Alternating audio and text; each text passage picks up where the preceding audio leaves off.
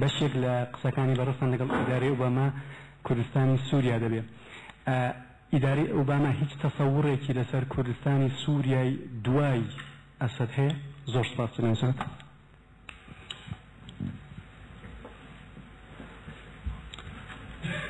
ئی کنگرەی نەتەوەی خۆ وەبزانم یەکەم جا من پێشنیاریاوام کردووە بۆ ئەوەی ئێمە وەکو کورد ببینە خەوانی یەک خیتاب، ئەویش هەبی خیتابی ئاشتی بێ حقیقەت، ئێمە پەیامێکی ئاشتی بە جیان ڕابگەینین. ئێمە هێشتا نەچوونێتە ناو ئەو وردەکاریەوە، چونکە دەوام کردووە لەلایەنەکان نوێنەرانی خۆیان دەستنیشانکەن بۆ وەکو لژنە ئامادەکاری ومێدەوارین پێشی میهاتی ئەم ساڵ هەرچی زووتر ئەمە بەستی، بەڵام چەند حاضر دەبن و کێ ئامادە دەبی و چونش بە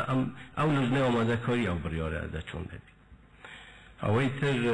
بە تەئکید خۆ من باسم کرد لەگەڵ ئەمریکا لەگەڵ تورکیا بەنسبەت کوردی سووریا ئەوان چیان گوت ئێمە چمان گوتووە لەوە زیاتر ترم پێ نییە پێ بڵێ بڵغاریا هەنگاریا لە هەموو شوێنێک.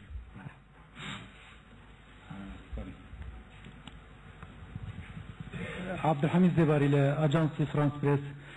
جەنابی سەرۆک زۆر باسی کێشەی تارق هاشمی دەکرێت جێگری سەرۆک کۆماری عێراق کە ئێستا لە تورکیایە. هەندێک لێدوانی ئەندامانی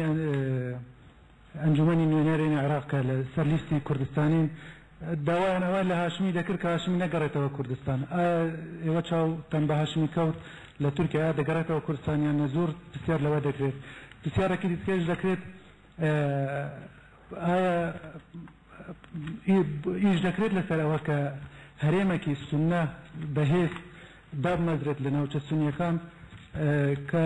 لەگەڵ هەرێمی کوردستان بۆ ڕوبڕەوەنەوە لەگەڵ شیعەکان یان لەگەڵ لیستی شیعە لە حکوومەتی عێراقی. زۆر سوال. يعني مستحيلة إيما لقال سنة تحولك يندجي شيعة پشتیوان نییە لە هیچ حالەتێکدا هەمان شت ئێمە لەگەڵ شیعەش تەعارف ناکەین دژی سنە. ئێمە واڵوێستەی لە دوای ڕۆخانی ڕژێم هەمان بووە بەردەوام دەبین چونکە ئێمە بوو حەولی سیاسیمان هەیە بەڵام ئێمە خۆ مشکلەی کە بوو بە شەڕی سنە و شیعە ئەمە شتێکی ترە بەڵام بە هیچ شێوەیەک بیر لەوە نەکرێتەوە ئێمە تەحالف بکەین لەگەڵ سنە دژی شیعە. ئەوەی طارق هاشمی حقیقەت جارێکتر ئەڵێمە مشکلەی ئێمە نییە. مشكلة ما لقال بعضها بيشي طارق هاشمي بو رأي عندي جور مشكلة لقال خودي طارق هاشمي بو كان نائب رئيس الجمهور بس أنا هذا استكاني بل موضوع طارق هاشمي نمن دعوتهم كردوها كوقت خويات بو كردستان رئيس الجمهور دعوتي كردوها همولا وادر بچي پشتیوانی لا یاسا و لا بریاری محکمه نکن تنها کسی که ابی دست و قاچی بسی توا تسلیمی بکن من بمنم اما نکن که مشکلی من نیه لازم هر سی سروکاتی دانیشن بریاری بدن چارنوسی هم کابره دیاری بکن لبرا و آزاده بیتوا نیتوا طبعا پارلمانتری کردستانی رای خویتی قصه خوی بکن و کیف خویتی بلام ایمان داری دکن نمانه ایشی دکن طوال سيارة كلمة ورد المسلم مدارة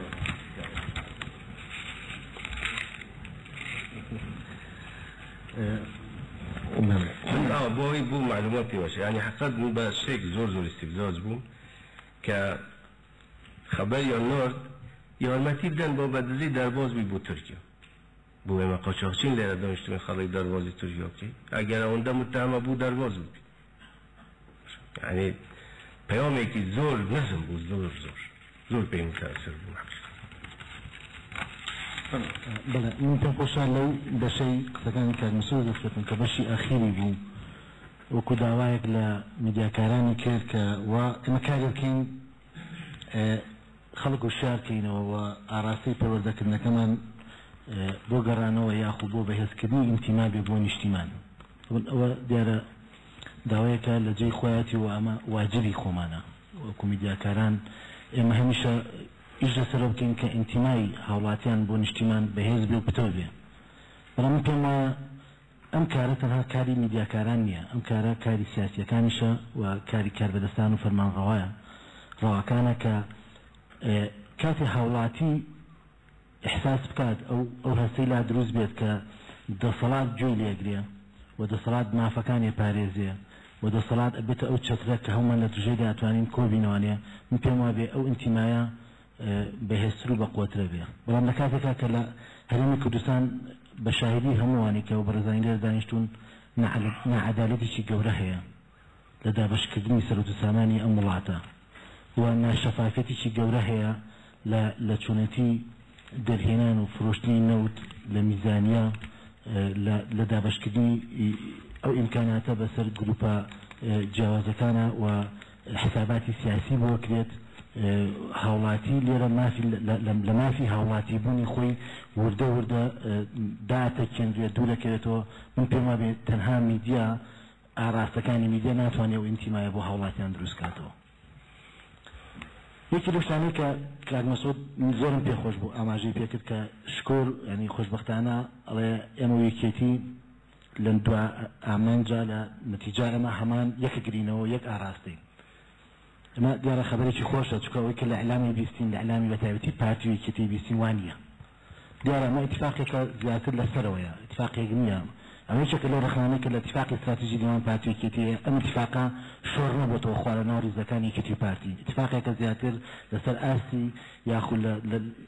زیاتر فەوقیە و زیاتر کاک مەسعود و مەمجال ئاگایان لەم چۆنێتم اتفاقیە کەجینا من پێم وابێ ئەو اتفاقی استراتیژی کە هەیە ئەو شتانی کە پارتی و یەکێتی ئەوە ڕێکەون لەسەری ڕێنەکەوتون لەسەری ئەو شتانی کە ئەوە ڕێنەکەون لەسەری ڕێکەوتون لەسەری بۆ نمونە ڕێکەوتن لەسەر پرسە نەتەوایەتیەکان لەسەر پرسە استراتیژیەکان ئەمەیەکێکە لە ڕێکەوتنەکە شەرعێتی هەیە ئێمە لە دەرەوەی پارتی و یەکێتیش بەدات پەنجە بۆتان ئیمزاکەین ئەمە کارێکی باشە و گرنگە بەڵام کە ئەبینین لە ئەزمەکانە دوو ئاراستی جیاواز ئەبینین بەڵام لەولاوە اتفاقەکە بینین لە بین نێوان پارتی و یەکێتیە لە ماوەی چەند ساڵێکی دەسەڵاتدارەتی پارتی و یەکێتیە دوو ئیداری درێژە پێدرێ دوو مالیە درێژە پێدرێ و دوو ئاسایش درێژەی پێدرێ دوو لەشکر درێژەی پێدرێ ئەمە خەمیشی گەورەی ئێمە بێ چکە لە ئێستا ڕەنگە کاک مەسعود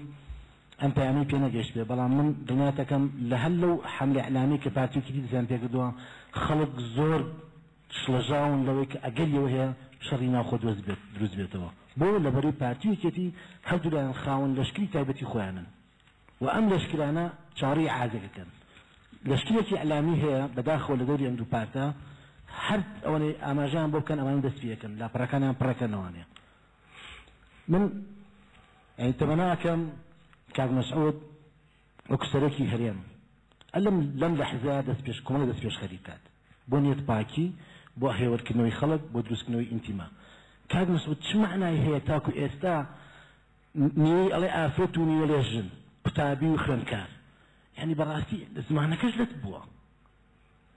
يعني أما إما قلتي شيء جورمان هي لم ولاتا براسي هرش ولا دوجمنا جناب جوان عماجت بيكر قد لقلواني إما بيش كبير بلام أبي بيجوا إما تشاري وان كن وان كومك مان كان هاوكاري مان كان أبي إما خمان ناو خمانا يكبين جاري أجر هيجنا بيد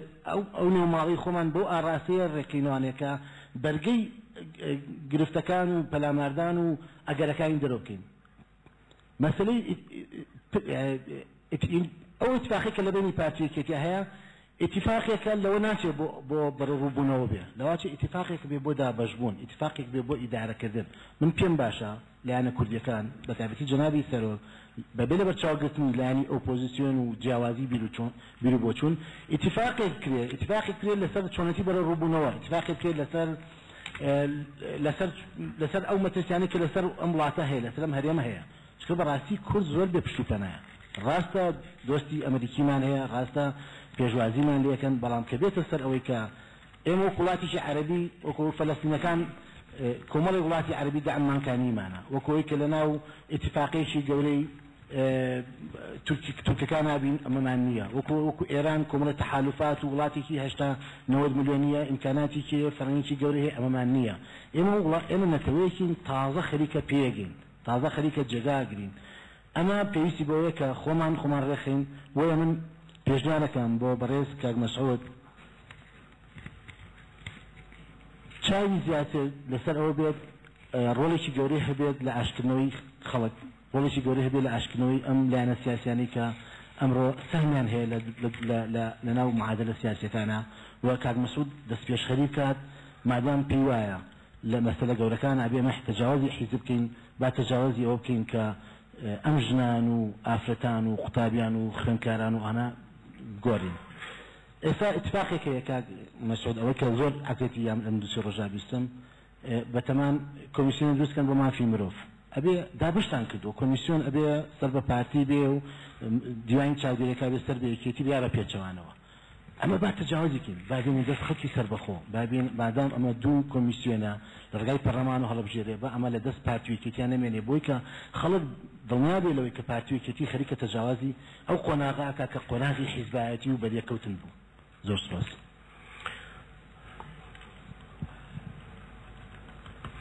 سپاس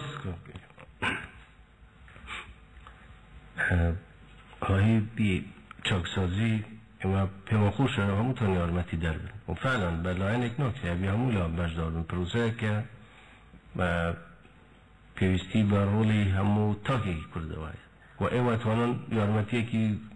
یارمتی ایمه بدن دا به نسبت یکیت نوان دامو دزگانه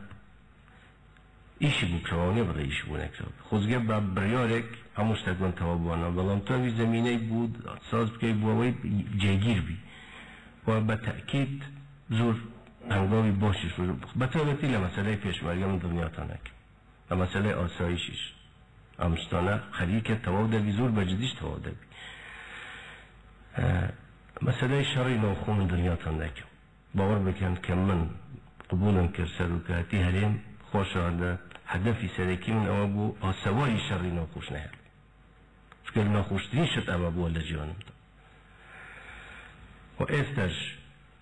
اوی که روزی لروزان بله من پی سربرزم و زور حزب با آسودهی وجدانم هکم اویه که تحدی که زور توانی ما او شرعی بیرو بود او بیرو کش نمینی لنو بزود نوی رزگاری خودی کرده الحمدلله استخو راست بو قلي هيا رخنه هيا هرشي اعلامي ابو سري بلام الحمدلله خو شر تفنگ و شر ار بي جي خون رشتن نما يعني اوي كمن بيسر برزم اويا توانم بلم دوري كم بيني ك شر خو كجي لنا كرتنم و جاري كتريش من دنيا ايوه مساله شر نوخو اما بخيالش بيدي لنا كانوا شو ممكن يا رجع وقت و شاهد بند شری نو خود روز روی من لکردستان نامین بهم نکریم منعی او شراب کم لکردستان دا نامینم شری خوکوژی تدا دوباره ببیتم و نسبت اوی زمانجن آفرات یا قطابی خوندکار واللهی منش بهم ناخوشه بلان بار که من مانع اونیه بلان خوندکار ازانی هنده جارجن هنده خوی لر نازانم چون اما ابی او زمان نازم نه اکادمیه کی ومان هیا نه مؤسسه کی ومان هیا یک دیسان لشتکانی که من زور وابستم بود زمانی خوندن و نوسین و خوندنوا بو کردستان درست کن چون نزانم اما بو ام نوا گراون بلام استکامه درسته نه با اول هم یعنی هیچ اول نه حساسیته نه مشکل هم هیا اوی ترکیان دجار لاعلامی پارتیانی کتی براسین دجار سرپیچیانه هیا بلام به ایشی ویا من تعبیر لسیاستی مدکات و من لگر جنای امام جلال زور متفاهمین جاری که تریش ریگن نادین لقاعده و جاری که تر وضع کردستان تکتر فرقه که امه جاران ممکن لخوار و دیانتوانی وضع کی و درست کن ایمش توش کن استاو اول نماو لبرا و درنیا بندوا بلام اوشتا یک مقال لیره دنوسیان نویتر باش نیه بلام اول نیه بله او مترسی عبی یک سر او بابیتر شری ناخو او شری ناخو نابی اویتر این پارتیوی که باشی لی نه پارتیوی که دی پاشا همو قربانی دان تصادف قاچاق بن لمودات از اینا بی هیچ تکیا نبی بلام ناش بی منش لگنامه نبی پارتیوی که دی بلن چون که ایما هموش تگ ایما کردوانه خبات و هموش تگ بی ایما بی بلام ماش لی نه آخری قاچاق در چند لمودات یعنی ابی هم توازنش هبی یعنی نبی هنده جار وایلی دی حقیقت که انما پارتی بون و یکیتی بون توزی ببی تا شیکی گناه نبی وایلی بی كابس ديما عملة أنجا بزاين في الوقت مع ديما جناب السيد منستر عبد الله سيد مسؤول برنامج كردستان بسبب جنابته بس يعود كذا بجمال لمرحلة دات ولقل حزب سیاسەکانی کوردستان و عێراق و جەنابی مام جەلال لە ڕاوێژەکەن موقفی داهاتوو چیرێ لە بەرامبەر بە بارودۆخی عێراق. ئێستا لە عێراقا هێزە گەورەکان کە هەن هاوپەیمانی کوردستان، ئێتلافی دەوڵەتی قانون کە لە سواسەوی تەحالفی وەتەنیە و قایمەی عێراقیە هەیە. ئەگەر مالکی کە هەمومان نەزانین مەسەلەکانی کوردی جێبەجێ نەکردووە جگەلەوەی کە لە مەسەلەی حکومڕانیکردنی عێراق ئەو استیفادەی کرد کە جەناب باستان کرد، مۆزوعەکانی کورد کە مادەی 140 و مەسەلەی پێشمەرگ ئەوە نێتری هەنگاوی نەناوە بۆ پێشەوە. کەواتە کورد ئەبێ یان تەوازن داگەێنەوەیان بڵین عێراقیە و تحالف یان بڵین ئێتلافی دەوڵەتی قانون، یا بێشیان هەڵبژێرە کە مەسەلە گەیشتە سەر تەغییری حکومڕانیکردن. بێگومان لە نێوان شیعە و سوننە کورد نابێتە تەرەف، بەڵام وەکو جەناب فەرموود لە موقفی سیاسی ئێمە دەبینە تەرەف لە دیموکراتی و ئەوانە. بەس ئێمە ئیشکالێکمان هەیە کە هەتا ئێستا موقفی عێراقیەش ئەگەر لە مەسەلەی دیموکراسی واضح بێ، لە مەسەلەکانی کورد مادەی 140 ئەوان واضح نییە. ئەگەر بڵێن ئێتلافی دەوڵەتی قانون یان مالکی خاوەخاوی بکات لە جێبەجێکردنی تڕوحاتەکانی کووردا، ئەوە لیستی عێراقیانی بە ئاشکال لە چەند موقفێکە لە بەرامبەری وەستاونەتەوە. جەناب لە ڕاوێژەکان تا لەگەڵ حزب سیاسەکانی کوردستان و جەناب مام جەلال و هێزە سیاسەکانی عێراق چۆن ئەتوانن بڵین ڕێگاچارێک بدۆزنەوە کە ئەم کەموکوڕێ لە لیستی عێراقی چارەسەرکەن کە بەرامبەر مەسەلەکانی کورد هەیەتی. لیستێک خۆی سیاسەتی خۆی هەیە و نیز بڵێ لیستی عێراقی هەموویان یەک ڕایی بن. یعنی هەندێک کەس هەر بە تایبەتی ئەو عەرەبانەی کەرکووک کە سەر بە لیستی عێراقیان، یعنی پێم وایە ئەوەندە حاقدن لەسەر کورد، یعنی وەسف ناکرێت هەر شتێک بی دژی کورد ئەوەن لەگەڵیدا. بەڵام وانی بڵێ هەموو عێراقیە وابی ئەوە مشکلەی خۆیانە. بەڕاستی بە نسبەتی ئێمەش وەکو کورد نەبێ ئێمە چاوەڕوانی ئەوە بین عێراقی هەموو لەگەڵ ئێمە بیان. ئێمە وەکو باسم کرد ئێستا دوهێنە مشکلەکە بەشێکی عێراقی بە هەموو عێراق وایە. شیعەکانیش هەموو ڕازین لە مۆز، نە مەجلس ڕازیە، نە سەدری ڕازین، نە ئەوانی فەزیلە ڕازین، زۆریان ناڕازین لە مۆزە. لە عێراقیەش عینیشت، تحالفی کوردستانیش عینیشت، یا بڵێن ئێتلافی ئەحزابی کوردستانی. بۆیە بیر لەم وەزعە بکرێتەوە ئایا ئەم وەزعە قابلی عیلاجە یا قابلی عیلاج نییە. اینجا چندی لەنەوە عێراقی ڕازیە، ممکن هەندێکی ڕازی نەبێ، هەر دژی ئێمە بەبەت متأکدم ئەو عەرەبانەی حوێجان وەڵڵی هەرچێکی تو بکێ ئەوان دژی تو، بەڵام بۆ کەیفی خۆ بە هەر دژ بیت. مهم ئەو مشورەتەی کە دەکرێت، یعنی لەم چەند ڕۆژەی داهاتوو لەنەو خۆشمان و لەگەڵ لەنە عێراقیەکانیش بۆەوەی وەزعەکە بە تەواوەتی ڕوون ببیتەوە. ئایا ئەم خەڵکە چۆن بیرەکاتەوە کێ بەرەو کوێ دەچین ئێمە؟ چونکە ئەو وەختە لە ناوی گلەی لە کوردکەن و من زۆر بە جدیشمە ئێمە گەڕێنەوە بۆ ڕێی خەڵکی خۆمان. ئەی چ بکەین؟ یعنی بڵێن چی؟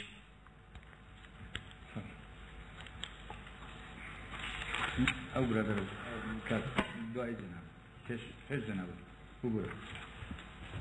زۆر سپاس بۆ ئەم دەستەتە ڕۆژ سەرۆکی هەرێمی کوردستان ڕێبەر عەبدوڵڵا لە کەناڵی ئاسمانی کەرکووک. بەڕێز کاک مەسعود تۆ ئیشارەتت بەوە کرد کە ئەمریکا بەپێی دەستور پابندە بە ئەتەزاماتی بەرامبەر عێراق. ئایا ناوچەدابڕاوەکان لە کاتێکدا خەڵکی کوردستان و سەرکردایەتی کوردستان بڕیارێکی سەربەخۆی هەرێمی کوردستانی دەرکرد، چاوەنووسی ناوچەدابڕاوەکان چۆنە بێت؟ وەڵام پرسیارێکی پێشوەختە بۆ بجارێک بۆزانین وازی ئێرە چی لێ بیا و چەند ناوچەی لەبەردەستی هەرێمە هەموو یەکە. یعنی چارەنووسی ئێرە چ دەبی؟ چارەنووسی ئێرەش عینیشت دەبی جیاواز نابی، یعنی دوو چارەنووس نابی. پاشان ئەو ناوچە دابڕاوەکان ئەناوە نیە ئێمە شەکمان لە کوردستانیەتی ئەو شوێنانە هەبی. ئەو پارلەمەنت پیشان دەدات کە بە ئەساس بەپێی دەستور و بەپێی مادەی 140 جێبەجێ دەکرێت، لەوەش خۆیان دزیەوە و نەیان کرد. عەدالەت عەبدوڵڵا لە ئەنجومەنی دەستگای وەڵام جەنابی سەرۆک لە ڕاستی لەبەرەوە ئێمە هەموو جارە فرسەتمان نابێت سەرنج و تێبینی خۆمان یان پرسیاری خۆمان تەوجیهی جەنابە بکەین. سەبارەت بە وەزعی عێراق هەندێک تێبینی خۆمان خەمەڕۆ. ڕاستی عێراقی داهاتوو عێراقی یەک شانزەیە وەکو جەنابە باس کرد، بەڵام ئیتر ڕەنگە زۆر گرنگ نەبێت فڕۆکەوانەکەی سەر بە حیزبی داوایە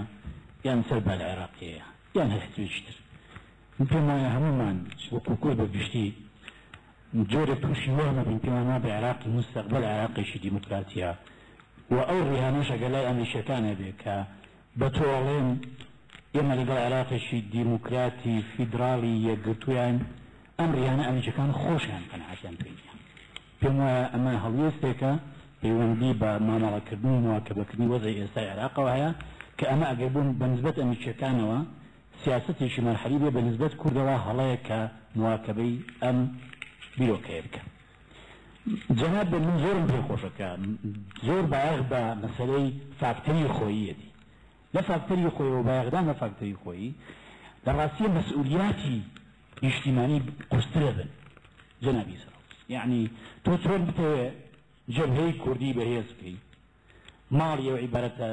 شعبی یان تەقلیدی کە لە فەرەنج لە ئەعلامە باسیەکەین ماڵی کوردی بەهێز بکەی ئەمە ئەرکەکانمان زۆر قورسەکەن ئەرکەکانیش کە قورسە بن بە پلەی یەکەم لەسەر شانی کۆمەڵێک موسسەی سەرچێت کە ئێمە قەرارمان داوە ئەم موسساتانە ئەم موسساتی دەوڵەتی بن موسساتێک بن بڕیار سرێنێ لە ڕێگەی کۆمەڵێک چوارچێوەی دیموکراسی بڕێ لە چارەنووسی ئێمە بکەن ئێمە سێ تەجروبەی گەورەمان هەیە لە قەزەی کوردیە جەنەبی سەرۆک یەکەمیان کیمیابەرانی هەڵەبجە و ئەمثالە کە تەحولێکی لە قەزەی نەتەوەی ئێمەیە کرد و خەڵکیایە بەشدار تحولی دوم لە قەزەی کوردیە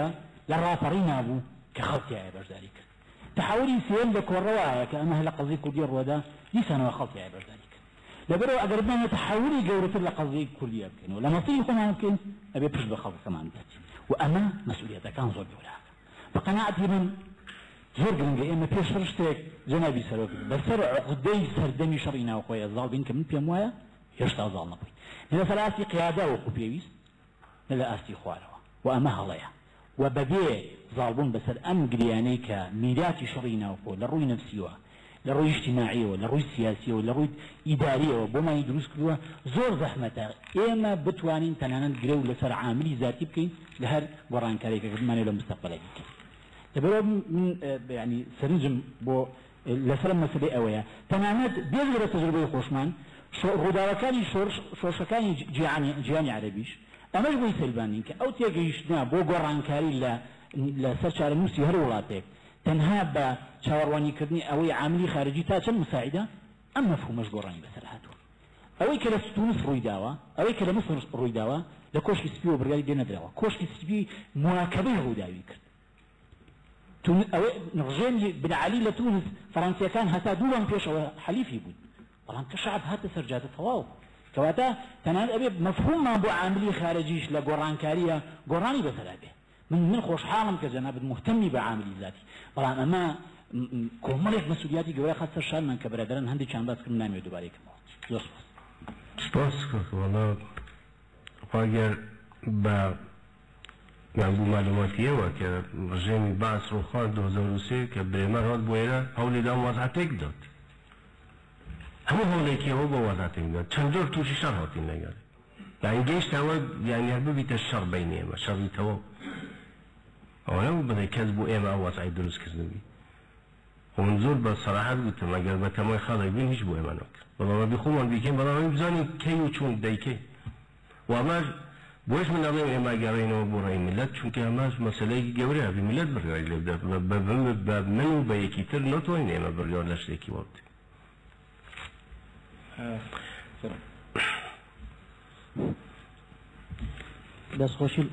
دەستخۆشی لە جەنابی سەرۆک بکەین بۆ ئەم دەرفەتە شوانەورامی بەڕێوەبەری ژووری هەواڵی کەناڵی ئاسمانی پەیام بەڕێستان ئاگادارن کە جۆ بایدن ژێگیری سەرۆکی ئەمریکا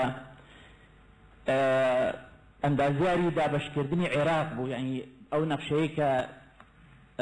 پێشنیازی کردبوو بۆ دابەشکردنی عێراق بەسەر سێ دەوڵەتە بەڵام ئەم نەخشەیەی پێش ئەوە بوو کە ببێتە جێگیری سەرۆکی ئەمریکا حەزەکەم کە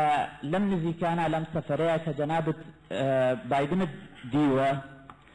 ئایا ئێستش هەمان هەڵوێستی هەیە کە پێشتر وەکو نەخشەدار ڕێژەری ئەو پرۆژەیە ناسرا بوو ئەوە وەکو پرسیارێک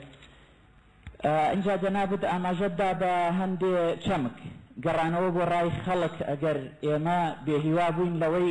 نەگەینە ئەنجام لەگەڵ ناوەمدا. اینجا دەبێ مەسەلەیەکی تریش کە ئاماژەت پێدا دەبێ خۆمان ئامادەکاری بۆ دەوڵەت بکەین، بۆ سەربەخۆیی بکەین و خۆمان ئەو ئامادەکاریە بکەین و خەڵکی نایە یارمەتیمان بدا لەسەر ئەوە، دەبێ خۆمان ئامادەکاری بکەین. داوای ئەوەشت کرد لە برایانی ڕۆژنامەنووس لێرە کە هەوڵ بدەن ئینتیمای نەتەوەیی بەهێز ببێ. بەڕاستی جەنابی سەرۆک بێهێزبوونی ئینتیمای نەتەوەیی هەندێ هۆکاری ذاتی و مەوزوعی هەیە. هۆی چییە؟ لادێنشینێک کەس ژنێک لە لادەیەکە کە تەنها مریشکێکی هەبوو دڵی نەهات کە سەری ببڕێ بۆ مناڵەکانی، بەڵام سەری ئەبڕی بۆ پێشمەرگەی ئەوەندە خۆشەویست. هۆی چییە؟ ئەم بەڕێزە ئێستا ئەو ئینتیمایەی نەماوە. بەڕاستی ئەبێ بە دواباچوونی زۆر ورد بکەین بۆ ئەو مەسەلەیە. چێن ئەوانەی کە بوونەتە هۆی ئەوەی کە ئەو ئینتیمایە بێهێز ببێ، ئێمە دێوە چارەسەر بکەین. لە ماوەی 20 ساڵی ڕابردوودا معلومی جەنابتانە ئێمە دەرفەتێکی ئێجگار زۆرمان هەبوو کە کوردستان بکەینە کوردستانێکی دەستوری و بەدامەزراوەی بکەین. وەکو برایانی ڕۆژنامەنووسم ئاماژیان پێدا، من دووبارەی ناکەمەوە، بەڕاستی هەتاکو ئێستا ئێمە بەداخەوە ئەڵێم یعنی لە ڕووی سوپاوە بگرین هەتا حکوومەت و دەستگای دادوەری یاسادانان و دادوەری و جێبەجێکردن ڕاپەڕاندن، ئێمە بینین بەڕاستی هەتا ئێستش واقعی دابەشبوون لە هەولێر و لە سلێمانیا ئەبینرێ، یعنی کە ئێمە ڕۆژانە ڕوبەڕووی ئەوە ئەبینەوە. لێرە برایان لە پارتی دیموکراتی کوردستان زۆر جار ڕایان گەیاندووە کە متمانەیان بە دادگاکانی سلێمانی نییە و هەروەها لەوێش برادرانی لەوە چێکێتی متمانەیان نەبێ بە دادگاکانی ئێرە، یعنی تا ئەو حەدە. جا بەڕاستی ئەمە نابێ یعنی نکۆلی لێ بکەین و بڵێن شتێکە وجودی نییە. بەڕاستی ئێمە لە ماوەی 20 ساڵی ڕابردووان نەمانتوانیوە ئەوە بکەین. ئێستا خۆشحاڵین بەو جدیەتەی کە ئەبینرێ جەنابەت ئەتەوێ ئەو کۆناغە تێپەڕێنرێ، ئەتەوێ یەک ڕیزی نیشتیمانی دروستکەی، ئەتەوێ یەک ڕیزیەکی بەو شێوەیە دروستکەی کە بتوانین ڕوبەڕووی ئەو مەترسیانە ببینەوە کە جەنابەت ئاماژەت پێدا. هیوادارین ئەم واقعە لە گوتارەوە ببێ بە کردار و هەستی پێ بکەین و پێم وایە ئێمەش وەکو ڕاگەیاندن کە بەشێکین لە واقعی کوردستان هاوکارە بین بۆ ئەوەی کە پرسی نەتەوەیی بەرەو پێش بەرین، بەڵام ئەمە بە ڕاگەیاندن ناکرێت بە تەنها بەڵکو بە هەنگاوی ئەمەلیە کرێت کە لەسەرەوە بێ جێبەجێ بکرێت. پرسیارێکی کۆتاییم کە پەیوەندی بەم بابەتەوە نییە، با بابەتێکی مهمەوە هەیە، ئەویش پەیوەندی بە چینێکی میلەتەکەمانەوە هەیە. لەو ماوەی پێشووە لە پەرلەمانی کوردستان یاسایەکی لێبوردنی گشتی دەرچووە کە بەڕاستی زۆربەی زۆری زیندانیەکان ئەڵێن ئەمە لێبوردنی گشتی نییە و ئەم لێبوردنە پێویستەکە جەنابی سەرۆک چاوپێخشاندنەوەی بۆ بکا و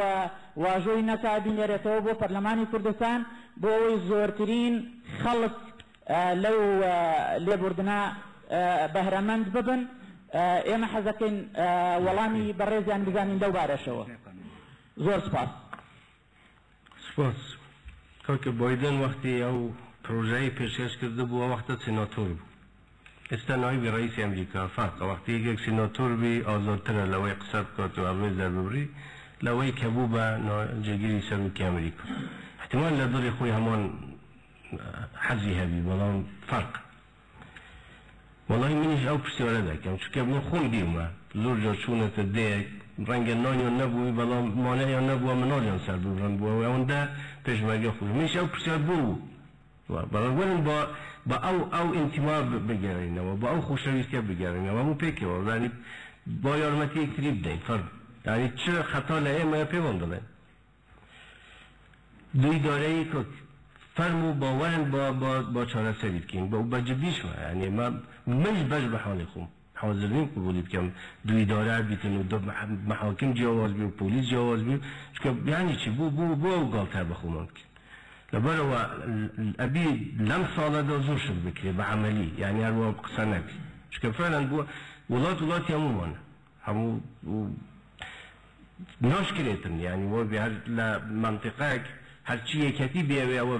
نوچه تا هر چی پارتی بیاوی هر چی یاسا بریار بده هر چی دستور بریار بده هر چی لبرجوانی جا بی يعني ناکره من خون قبول ناکم لما دو لشکر عایدی پارتی یکی بی نه ناکری اما ممکنی قبول بکری اگر نه با جواب بیتو یعنی وکو جاران او نوچه یکی او نوچه وقتا پاشان بلام آیا بما بیما برای چی یعنی هر چی به دست تیناوه هموی هم دوشه تو مالویرانی بکرده میتوه چه عقله که کی هم بو ملت ما قبول که وقت دوال ملت هم رافرین نه عین رافرینه که وکو رافرینی نواتویک بیکن نبی ملت ما قبول کرد بلام شد ابی باید دراست بکری تو نتوانیشتیک وکو من علمی ما بی تجربه سین نک تجربه سوویت شموش تکان حلوشی نو هیچ شد نکرده بی استبو معلوماتی و او هزانه که چون خانقین او پیشمردان که لیوای تازه درست بود والله بیل اونده ملتزم بود آمد لیوا ممکنه پارتی بود بیتن برای پیشمرگی همون بود پارتی بود یکی بود شوحی بود سوسیالیسم بود یعنی لا اوندهش ملتزم بود اونده اجباراز بود که انسان دلی خوب من تو خانقین همو اوانه بود بل چند لحظه یک آماده بود و رشد برای یعنی برای اوده چی بلان ماویتی و فعلا پیوستی به وحیه همومان پیک اول دین امو از عچاره سر کن خب من بویه من حزه کم لگل ایوه دانشم ایوه لنو خلکن ایوه بینن ایوه وکو چانساغن بویه براستی و من حزینو کم هموش تیک لتقارید حزبی یا لپولیس یا لآسایش رو ببیسمو حزه کم اوه یاسایی لی بردن هیچا من نمدیوه براستی لجر دراسته من پرسیارێک لە ئێوە دەکەم یعنی ئێوە وەکو ڕۆشنبیر وەکو ڕۆژنامەنووس وەکو خەڵکێکی نیشتیمان پەروەر بە دڵسۆز بۆ وڵاتەکەتان پێتان وایە ئێستا کاتی ئەوە کات مناسبە ئێمە سەر بەخۆی ئەعلان بکەین یا ماویەتی پاشان وەڵامی من دەنەوە فەرمونی پرسیاری خوبتان پرسیارەکەی خۆ بکەن جا ڕۆینە پرسیارەکەی جنابی سەرۆک کە ئەویش پرسیاری کردووە ئێوەش ئەو دارە من سەحافیم ئێوەین زۆر سپاس بۆ جەنابی سەرۆکی هەرێم بۆ ڕێکخستنیان دیدارە ئەکی دەمە گرنگی خۆی هەیە منەوە دەم ئەو پرسیارانەی کە هەمە زۆر بە کورتی بخەبەڕ و من تا سلێمانم لە هەفتەنامەی ڕێگای کوردستان طبعا بیرم چۆ بڵێم جەنابی سەرۆکی هەرێمی من قەیرانم دروست نەکردووە بەڵکو باسی قەیران کردووە پێما بێ ئەم جملەیە واضحە بەڵام ئەم قەیرانەی کە دروست بووە لە نەتیجەی سیاسەتی تاکڕەوی بە بڕای من سیاسەتی تاکڕەوی مالکی وەکو سەرۆکی ئەنجومەنی وەزیران هاتووەتە ئاراوە و هەر لەناو قسەکانی جەنابی سەرۆکی هەرێمە هات باسیەوەی کرد کە ئەمە هەڕەشەیەکی ترسناکە لەسەر هەم عێراق بە شێوەیەکی گشتی و هەم لەسەر هەرێمی کوردستان و هەر لەناو قسەکانی باسی ئەوەشی کرد کە ئەوە دیکتاتۆریەتە هەڕەشە لە یەکپارچەیی خاکی عێراق دەکا ئەگەر دیکتاتۆریەت و سیاسەتی تاکڕەوی هەڕەشە بێت لە یەکپارچەیی خاکی عێراق کەواتە ئەبێ ئێستا لە نەتیجەی ئەم قەیرانە یان بە خوێندنەوەی جونگە سەرەکیەکانی ئەو قەیرانەی کە لەسەر ئاستی عێراق دەگوزەرێ ئێمە چ خوێندنەوەیەکمان بۆ ئایندەی عێراق بێ و بەڕای جەنابی سەرۆکی هەرێم مقاوماتی مانەوەی عێراق بە یەکپارچەیی تا چ ڕادێک و تا چ ئاستێک ماوە و یان دەکرێت چۆن قسەی لەسەر بکرێت خاڵێکی تر کە پێم خۆش بۆ هەر لێرەوە ڕوبە ینی وەکو پرسیار ئاراستەی جەنابی سەرۆکی هەرێمی بکەین ئەوەیە کە لە درێژەی سیاسەتەکانی حکوومەتەکەی مالکیان حکوومەتی عێراقی لە تازەترین هەنگاو ئازادکردنی ئەو شانزە گەورە بەرپرسە بەعسیە بوون کە لە ناویاندا سیانیان تۆمەتبارن بە بەشداریکردن لە کیمیابارانکردنی شاری هەڵەبجە مووقفی فەرمی سەرۆکایەتی هەرێم و ڕای تایبەتی سەرۆکی هەرێم خۆی لەم بارەیەوە چییە؟ ئەگەر لە حاڵەتێکە ئەمەش پرسیارێکی تر ئەگەر لە حاڵەتێکە ئێمە لە نەتیجەی ئەو بارودۆخەی کە العێراقەیە ظروفی کوردستان بارودۆخی کوردستان وای پێویست کرد وەکو جەنابی سەرۆکی هەرێم وتی ڕاپرسی بکرێ یان بگەڕێنەوە بۆ ڕای گەل زمینە سازی بۆ گەڕانەوە بۆ ڕایگەل و ڕاپرسی لە هەرێمی کوردستان لە حاڵەت و ئەگەرێکی وە تا چه ئاستێکەوە تا چەندێک کاری بۆ کراوە. زۆر سپاس. مقاوماتی مانەوەی عێراق بە پارچەیەوەیە التزامکردنە بە دەستور و حقیقەتێکی تریش هەیە بی هەم بۆ خەڵکی عێراق ڕوون بی هەم بۆ خۆشمان. زۆر کەس بۆ تەسەڵ دەکەن کە کوردستان وەکو محافەزایەکی ترە و سەر بە بەغدا دەبی. کورد ئەسڵان عێراق لە دوونەتەوە پێکاتوو و ئەمە یەکگرتنەوەیەکی اختیاریە. ئەگەر بەو شێوە معامەلە لەگەڵ کوردستان نەکرێ، ئەگەر کەوتەوەی بە ئەکسەریەتی پەرلەمانی و دەنگدان وێ بە هەمیشە دووڕاوی. بەڵام ئەمە مەسەلە پێککەوتنی دوونەتەوەیە بەکو عالم پێڵی ئیتحادی اختیاری. ئەوەش دەستورێک ئەمەی تهدید کردووە. باش بی کەم بی زۆر بی بەڵام بۆ ئەم قۆناغا من پێم وایە ئەگونجێ لەگەڵ وەزعی ئێمە. پابەند نەبوون بەم دەستورە معنەوە پێشێلکردنی ئەو ئیتحادەیە و ئەمە بێک پارچەی عێراق ناهێڵی. ئەمەیە دیکتاتۆریەت کە ئەڵێن دیکتاتۆریەت تهدیدە بۆ عێراق ئەمە. ئەوەی تر ئازادکردنی چەند بەرپرسێکی بەچەقەت من ئێستا ئێمە لە دەرەوە بووین، من زۆر تەفاسیل ئەوە نەمنیە، بەڵام ئەوانەی تاوانبارن تاوانباری ئەساسی باوکیان کەریان ئەعدام کرد. صدام خوي علي حسن مجيد بارزاني براي او بندر عواد يعني مجموعه كان والروجي اول اشرائي من وابو من لكون فرنسي لندن جواسم كر تم مجموعه توان بار هن امانه بدرينا دادگاه اواني تربع كان نوبي بينا ببنا واجهه يا مسؤوليتهم في بدي بلام نانيون نبرن ولا قال وانا ابو يعني حقيقه من ولا كانيون ناني اوانا ببر استشمن عليهم اواني كتوان بارن اوانه اعدام کرون او گشن حق و حسابی خوران اوانه ما ویشن بدرین دادگاه بلام بعام عقاب جماعی لگل عقوبه جماعی نی بلام اوانه که بردو اگر فعلا دستیان هل کیمیا بارون اوانه ما توانهی گوره کردوانه در حق بکرد و ما لیشی در پرسینه و بلام حقیقت من نمیستوه یعنی هشتا نگشتم او هموشتانه ببیشم لدر و بومو کسیش بمی نبودتوه براستی مجالی هواش نبوه و لوی انسان متابعه اخبارش دیواب کرد در پرسین زانین که چون تفاصیل وقتی حلویست نشانه ده ساله تاکراوی زیادتر رو را پرسید داری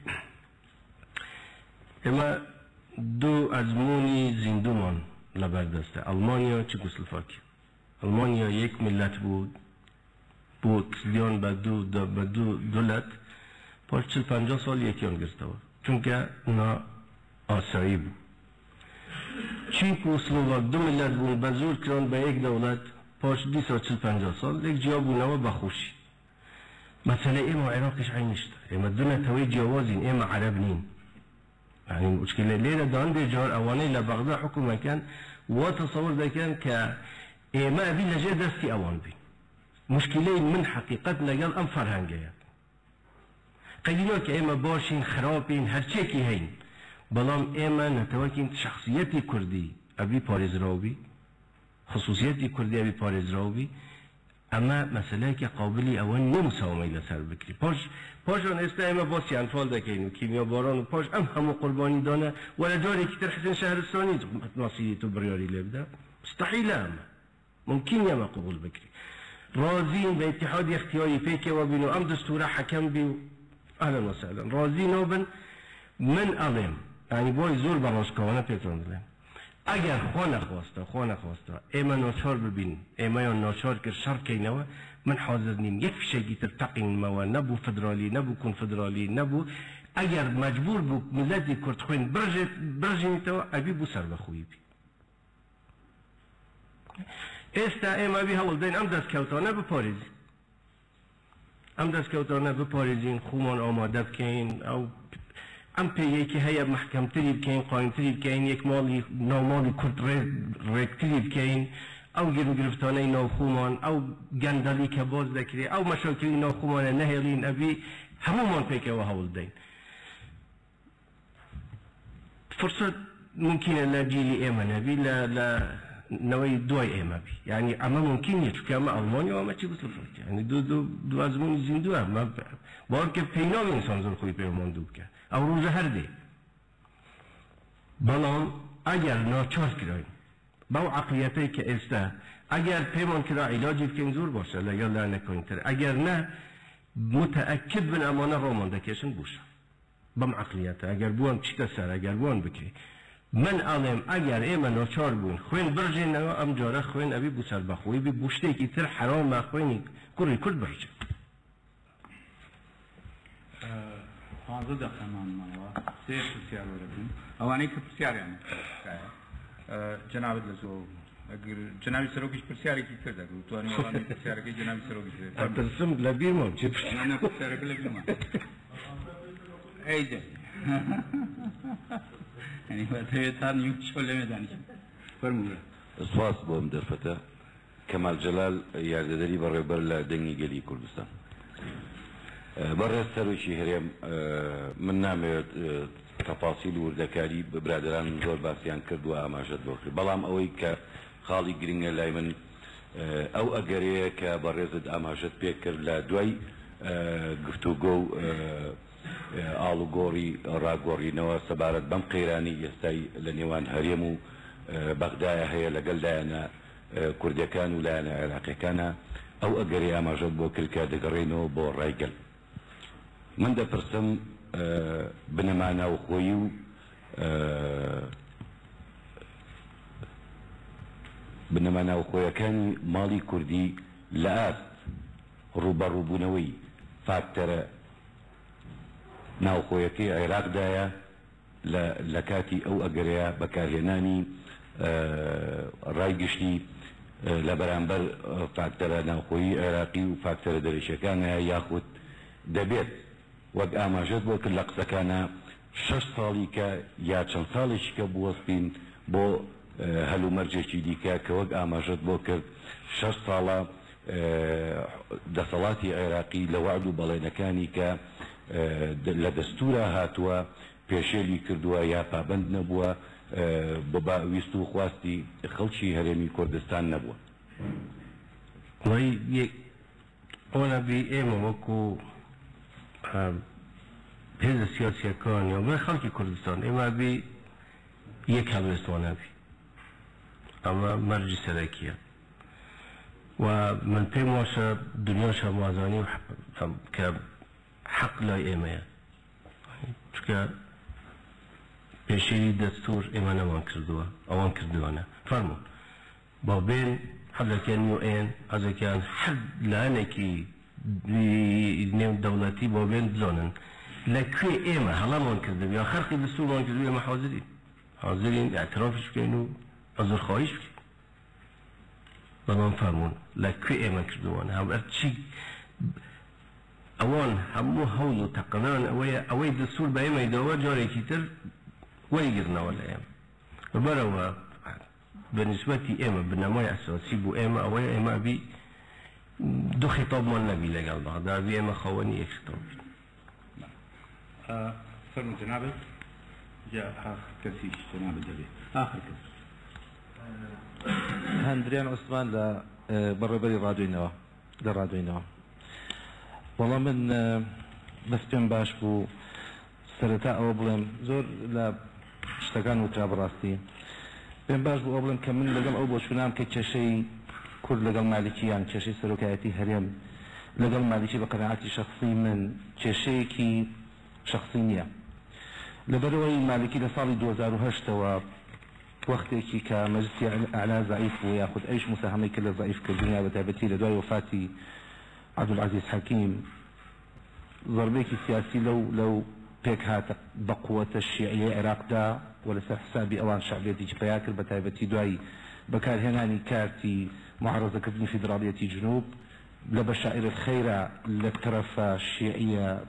تشداركاني دولة حسابي أوانش نختيج كبقوة دبو دواتر هذا سرسلنا كانوا بالتفصيل تاريخي كيسانات عين بحثي بكين بدرجاي أن تاريخي أنفتي رابردو ببي كوملك إحصائيات وداتا ميزاني الشيزي أمني وجيشي عراقي برو بيشونكي غير الطبيعية كدارم كابرا هدفێکی تری پێ هەیە و مرحلە ئینتیماشی ئەکڕێ ئێستا ممکنە سەرهات بێتە سەر کورد یاخود وەختی ئەوە بێ بەتایبەتی لە وەختێکا کە هێزەکانی ئەمریکا لە ناوچەکە کشانەوە بەداخەوە تێڕوانینی ئێمە وەکو کورد وەکو سەرکردایەتی سیاسی کورد وەکو سەرۆکایەتی هەرێم و حیزبەکانی و ڕۆشنبیرەکانی و ڕاگەیاندکارەکانی هەمومان لە ئەستێکا بووکە خوێندنەوەیکی دقیقی مۆزوعیمان بۆ دوای کشانەوەی هێزەکانی ئەمریکانی و بە تا ئێستاشەوە نیمانەوە بە ئەسەفەوە ئەڵم کە ممکنە یەک بەحثێک دراسەتی ئەکادمی لەسەر ڕۆژی هەرێمی کوردستان لە دوای کشانەوەی هێزەکان نەبێت لەسەر هەموو ئاستە جیاوازەکان بەهەرحاڵ ئەم مقدمەیان بەس بۆ ئەوە نەبوو کە ئێمە فعلا لەبەردەم احتیمالی مواجهەیەکی چارەنووساز و خەتەرەی لەبەردەم احتیمالێکی حساسەی بۆ ئەمە مەشورەتکردن بە سەرکردایەتی حیزبەکان و هەموو ئەو شتانەی کە جەنابی کاک مەسعود بەحسی کرد شتێکی گرنگن هەموو ئەو طرحانەی کە لەلایەن کاک شوان و کاک کەمال و بەعزێک لەو برادران و کاک عەدالەت و ئەوانە کرا لەسەر تەرتیبی ماڵی ناوخۆ شتێکی زۆر گرنگە کە ئێمە لەم مرحلەیە بتوانین تەرتیبی وەزعی خۆمان بە شێوەیەکی وا بکەین مهەیە بین جەناب بۆ سەرۆکی هەرێم بۆ ئەو ڕوبەڕووبوونەوە محتەمەلە من ئەمێ لەسەر یەک نقطە تەرکیزی زیاتر بکەم کاک مەسعود بەنسبەت مۆزوعی بەرپرسیارەتی یعنی من پێم خۆش نییە تۆ زۆر تەکید لەسەر ئەوە کێڵی کێشەی من لەگەڵ مالکی کێشەیەکی شەخصی نییە جەناب تەمسیلی هەرێمێکەکەی کە بە جۆری قانونێکی مشرع بەپێی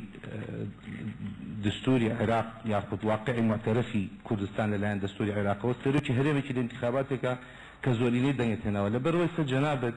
لە کای سیاسیە صفەتێکی شخصی نییە قەت هەمیشە صفەتێکی وەظیفیت هەیە کە تەمسیلی میلەتێکی ئەگەر نسبەتێک معارەزەشی تابێ ئەگەر نسبەتێک تا انتخاباتێکی تر تاوەکو دەورەیەکی تر تۆ تەمسیلی ئەو میلەتە ئەکەی لەبەرەوە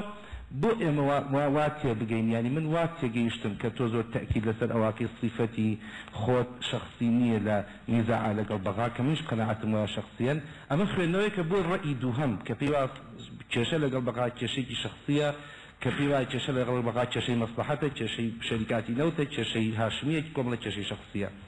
بۆیە من بۆ خۆم ئەیدی ئەو فکرێن بەڵام ئەو فکرێنە ئەو میلەتم موجودە کاک مەسعود ئەمە پێویستی بەوەیە کە جەنابێت واک سەرۆکی هەرێم کە مەفروضە بە یەک مەسافە بە یەک دوورایی لە هەموو ئەم حیزبە سیاسیانەوە بۆستی لەبێت یعنی تێڕوانینت بۆ پارتی وەختێکی کە صفەتی سەرۆکایەتی هەرێمە تێ لەم بینایە دانیشی تێڕوانین بۆ پارتی وەکو تێڕوانین دێ بۆ یەکێتی وەکو تێڕوانین بێ بۆ گۆڕان و بۆی گرتو بۆ هەموو ئەوانی کە بە دەورێکی حیادی هەستی بە کۆکردنەوەی ئەم چووکە بەم وەزعەوە و بەم هەشاشەتە لە تێفکرینە بەم هەشاشەتە لە تێڕوانیان قوتی مواجهەمان وەکو پێویست نییە ممکنە زەوی گەورەمان لێبارە سەر مستەقبەلی وڵاتەکە بۆیە من پێم خۆشە سەرۆکایەتی هەرێم لە بەردەم وەم قسەیەشم يعني هەموو زۆربەی ئەو برادرانی کە ئەم ناسن و خۆشەکە مەشاهد لەسەری کە قسەیەکی سیاسی نیە قسەیەکی خەمخۆرانەیە زۆربەی ئەو خەڵکی کە لێرە دانیشتون لە ئەعلامی حڕ ئیشەکەن خەمی وڵاتەکان ناوە بەسەر خۆیانە بەبێ ئەوی مەسئولیەتمان بێ بەبێ ڕاتبمان هەبێ لەسەری بەبێ مەسلحەتمان تایە هەبێ ئەم قسەیە دڵسۆزانەیە لە منەوە بۆ سەرۆکی هەرێم کە پێویستە سەرۆکایەتی هەرێم و شخصی سەرۆکی هەرێم لەم مەرحەلەیە دورێکی مفصلی حاصل ببینێ لە حەلی هەموو ئەم کێشاناکە هەیە وأم وضعش قابلية تأخير نية يعني من أبرسن كاج مسعود إما لدى أحداث كان حظي شباطي بار كومالك حزميك إصلاحات إعلان كراب بشويكي زور بطيء وبوتيريكي زور بطيء كان نمواكبي طموح المواطني كرد كان نمواكبي قران كان الدنيا ومنطقة كأكا أشي برو أم بروسي شاك سازي إما كبو خود شخصيا قيادي بروسكت بدأ استوى بلا مرحلة كي ديالي كراوة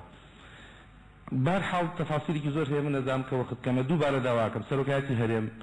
دەوری خۆی ببینێ و دەورێکی حیادی ببینێ بەو هیوایی شڵا بتوانین بگەینە بەڕی ئەمە لەم مەشاکلە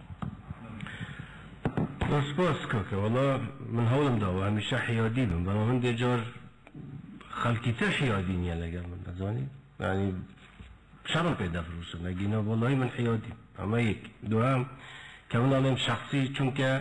مالکیش گوتوێتی زۆر لەعنی تر بە من ئەڵێن ئەمە ڕای خۆی شخصی ئێمە موافقین لەگەڵ ئەم ڕایە حقیقەت من پێم خۆشە هەر لایەنێک یان هەر کەسێک ڕایەکی بۆ لە کوردستان بە خەڵکی کوردستان بڕێ ئەوەی ڕای ڕەسمی کوردی لێرە هەموو حیزبەکان پێکەوە بوون و یەک هەڵویستیان بووە لەبەرەوە ممکن عندك كسوات تصور كا مشكلة شخصي من شتي شخصي مننا لقال مالكي ولا لقال إيش كسك أما من بأركي سرشانم هالصو من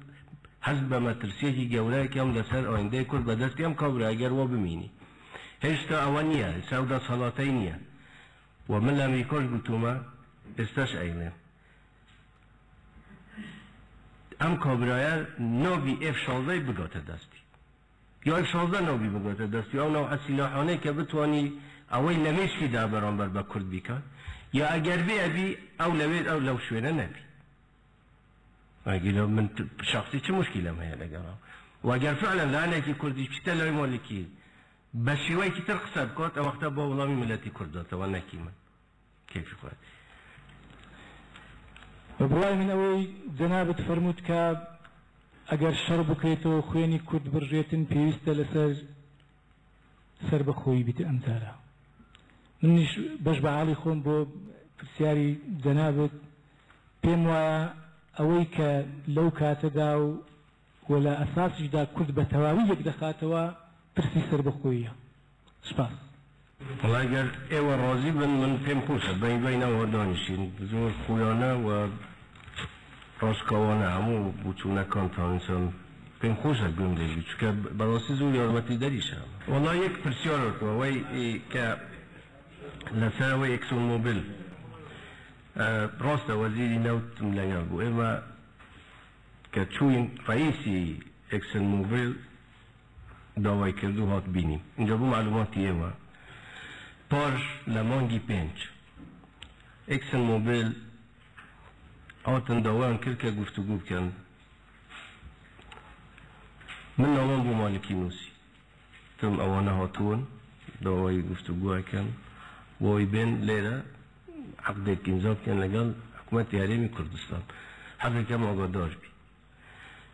والله میدونه و مشتکی زور باشه و با تأکید اکسن موبیل بیت برانبر و ده فرقه جيشي امريكي يعني اما كنت اتوانين بلين امانه دفاع ليره دكان كمصالح من ديره بيجينا ده فرقه عسكري بيجي بروس كامو انتحابه كا بياني خلاص كويس سرباز هيك نما وليره وبجي لوش بيشكوتني جوره كل سنه اخوي ودي بيني يعني او اوان بين لا روي بيشكوتنو او داني ورقم همشتك كجيش قناغي اول امضا بكري ديسا نامه اكترم بوينوسي ديسا نقولتي زور باشه که امضا که را دستیان که هارب اما بینیتان چه الله اکو بزمه جا بجدید لای من ام دجمناتی وکو کیمیابارانی حلب چه یعنی خرابتریش اما گفت پشاری که زور یخسته سر اکسن موبیل ابی واز بیننو اوانش پیاوانه وستن تا ام اخیره دیسا دستیان پیکز دارد اینجا که اوان دوان کرد که چون با امریکا لوی بینیم رئیسی شریکه که خوی هاته بود لگل چند نفری که دیان ایما اوای که امضامان کردو لگل حریم کردستان ایما پابندین و ایما حدا که این اوای لگل جنوب عراقیش بمینی بلام اگر هر اصرار کن ایما ممکن نیه او عقده لگل حریم کردستان ایما الغای ناکن يعني بو معلومات بو توضيح اما بو زور سپاس سپاس